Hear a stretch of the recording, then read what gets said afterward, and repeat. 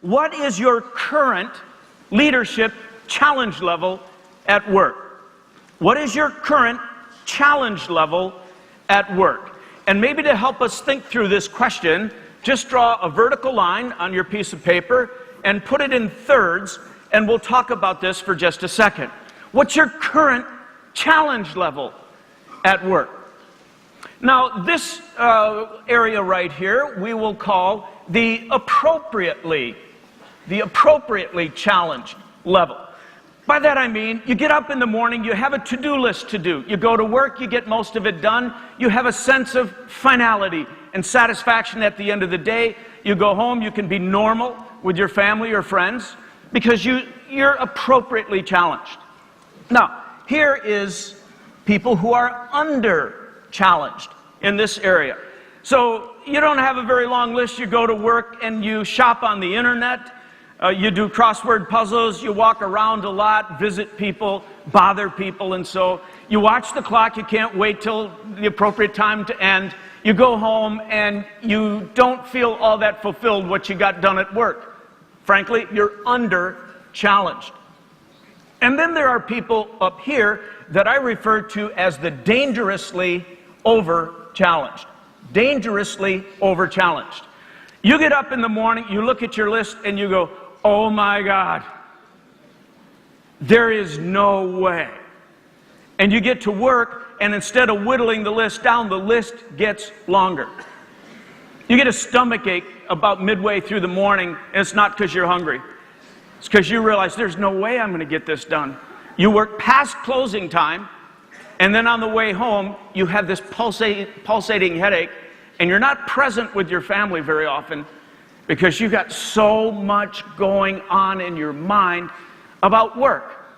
So, are you under-challenged, appropriately challenged, dangerously over-challenged? I would actually like you, all of you, at all the sites, to put an X on this vertical line of where you are on your current challenge level at work.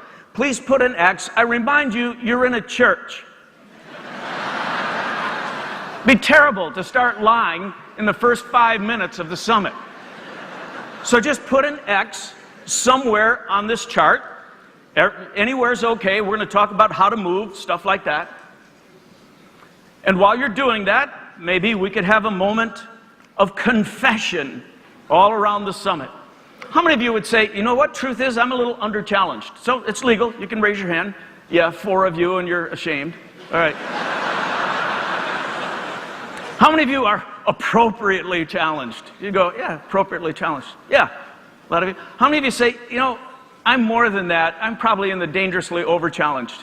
Yeah, lots of you here in Barrington, huh? Okay. I want to ask you now a follow-up and even more interesting question. Where do you think you do your absolute best work as a leader? On this vertical line, where do you do your best work? Where do you think your best thoughts? Where do you pray your best prayers? Where do you come up with innovations? Where are you and when are you at your absolute best on a drawing like this?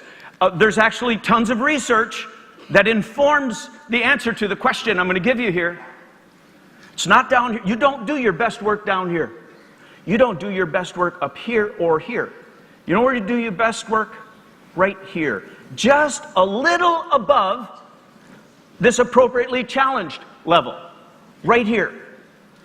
And when you feel yourself doing your best work, you make the analogy of like maybe a muscle. Like imagine I had a bicep for a moment. Sorry. You know that if you're going to grow a muscle, you have to stress it a little. If you under-stress it, it'll never grow. If you only appropriately stress a muscle, you'll maintain. If you stress it properly, you'll grow muscle. If you over-stress it, you'll break it down. There's a lot of analogies here. For the last year or so, here in the United States, and really in a lot of locations internationally, where I've been training leaders, I've been asking this, how challenged are you? What is your current challenge level? And I've been making 3 applications of this little exercise. So hang with me for the next few moments. The first application is for senior leaders in an organization. Knowing that a leader does his or her best work right here, I've been challenging senior leaders in every environment I'm in. If you're down here, leaders, step it up. Add something into your equation. Add a new initiative. Figure out a way that you can demand more of yourself. Take on a new challenge. Start something new. If you don't challenge yourself more, your leadership gifts and talents and brain power will atrophy. By the same token, leaders, if you're in this dangerously challenged, if you're in this upper range, even beyond where you do your best work, if you're up here, leaders, how can I say it? You're in trouble. If you stay above this challenge level and you get into the upper ranges of this dangerously over-challenged range here, you will begin to break down in body, mind, and spirit. You don't do your best work up here. This is proven in research all over the place. And if you stay here long enough, you're going to break down in ways you don't want to break down. In the very early days of Willow, and I remember this like a bad dream, I had a young staff member who was working with me. We were all overworking. We were all up here. And he calls me one night. He's making no sense on the phone. And I keep saying, what's happening to you? What's going on? Later, I kind of pull out of him on the phone that he's taken half a bottle of sleeping pills. And I go, where are you? He tells me where he is, where his apartment is, and I dash out, drive like a madman over to his apartment. He's almost passed out. I grab hold of him, I drag him down, lay him in the back seat of my car, rush him to the emergency room. And by God's grace, they pumped his stomach and his life was saved. After he recuperated, I had a chat with him. And I said, why? And he said, I am so overwhelmed by what you asked me to do at work.